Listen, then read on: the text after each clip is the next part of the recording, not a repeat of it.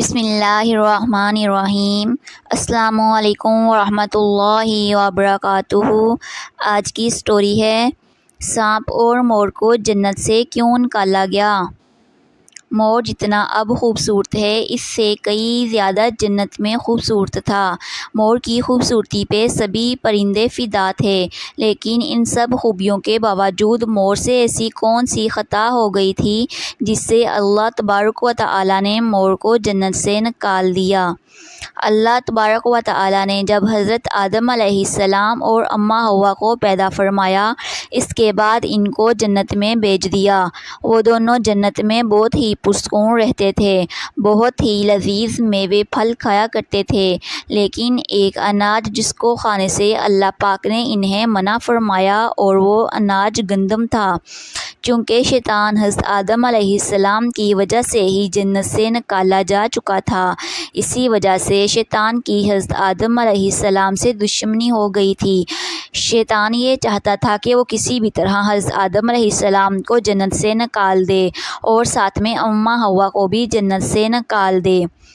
جب شیطان کو یہ خبر ہوئی کہ حضرت آدم علیہ السلام کو تمام میوے کھانے کی اجازت ہے لیکن گندم کھانے کی اجازت نہیں ہے، تو شیطان انتقام کی آگ دل میں لیے جنت کے دروازے کے پاس بیٹھ گیا اور 300 سال تک وہیں پر بیٹھا رہا کہ کوئی جنت کے دروازے سے باہر آئے اور شیطان اس سے بات کر سکے۔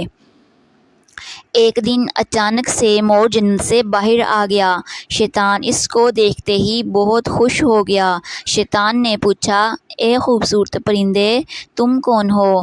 مور بولا، میں مور ہوں، اب تم اپنا تعارف کرواؤ۔ شیطان نے جواب دیا کہ میں عالم کروبیہ کا ایک فرشتہ ہوں، میں اللہ پاک کی عبادت سے ایک پل بھی غافل نہیں ہوں۔ میں چاہتا ہوں کہ میں جنت میں جاؤں، وہاں کی نعمتوں کا اپنی آنکھوں سے مشاہدہ کروں۔ شیطان مور سے کہنے لگا کہ تم مجھے جنت کے اندر لے جاؤ، میں تمہیں 3 ایسی باتیں بتاؤں گا جس سے تمہیں ابدی زندگی حاصل ہو جائے گی، تمہیں بڑھاپا اور بیماری نہیں آئے گی، تم ہمیشہ جنت میں ہی رہو گے۔ شیطان کی یہ باتیں سن کر لالچ میں آ کر مور نے کہا کہ مجھ میں تو اتنی طاقت نہیں ہے کہ میں تمہیں جنت کے اندر لے جاؤں، لیکن ایک سانپ میرا دوست ہے اور شاید تمہاری مدد کر سکے۔ یہ کہہ کر مور سانپ کے پاس آیا، اس کو ساری بات بتائی۔ سانپ بھی شیطان کی باتوں سے بہت خوش ہو گیا۔ پھر شیطان کو اپنے منہ میں چھپا کے جنت میں داخل ہو گیا اور یوں شیطان اپنی چال میں کامیاب ہو گیا۔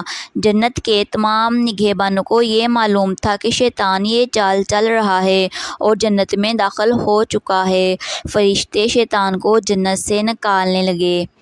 تب ہی اللہ پاک کا حکم ہوا کہ اس کو ابھی تک جنت میں ہی رہنے دیا جائے، اور وہ فرشتے اللہ تبارک و تعالیٰ کے حکم سے رک گئے۔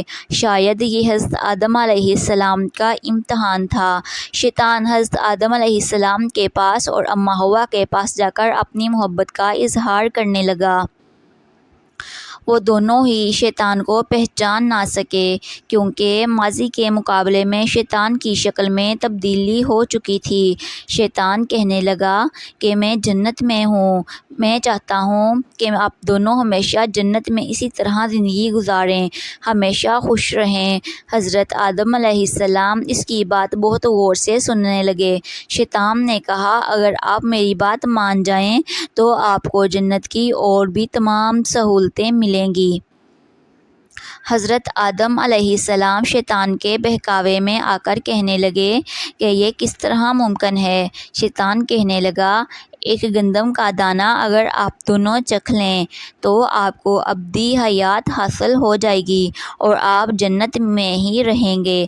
یہ بات سن کر حضرت آدم علیہ السلام کے دل میں رجحان پیدا ہوا، لیکن ان کے دل میں اللہ کی نافرمانی کا خوف غالب آ گیا۔ جبکہ اماں حوا شیطان کی باتوں میں آ گئی، جس پر اماں حوا نے حضرت آدم علیہ السلام کو راضی کر لیا۔ پھر اس کے بعد ان دونوں نے اس گندم کے دانے کو چکھ لیا۔ جیسے ہی گندم کا دانہ ان کے اندر گیا تو دونوں کے ستر واضح ہو گئے، جس کے بعد دونوں اپنے اپنے ستر چھپانے لگے اور خوف خدا سے کانپنے لگے۔ اسی دوران اللہ تبارک و تعالی نے فرشتوں کو یہ حکم دیا کہ حضرت آدم علیہ السلام اور اماں حوا دونوں کو زمین پر اتار دو۔ حضرت آدم علیہ السلام کو سری لنکا کے قریب نیچے زمین پر بھیج دیا، جبکہ اماں حوا کو جدہ کی سرزمین پر اتارا گیا۔ جن خوبصورت پیروں سے چل کر مور شیطان کو جنت کے اندر لے کر آیا تھا، وہی خوبصورت پاؤں اللہ تبارک و تعالی نے مور سے لے لیے۔ سانپ جو اپنے منہ میں شیطان کو چھپا کر لایا تھا، اس کے منہ کی خوبصورت خوشبو کو چھین کر اس میں زہر ڈال دیا گیا، پھر مور کے ساتھ ساتھ سانپ کو بھی جنت سے نکال دیا گیا۔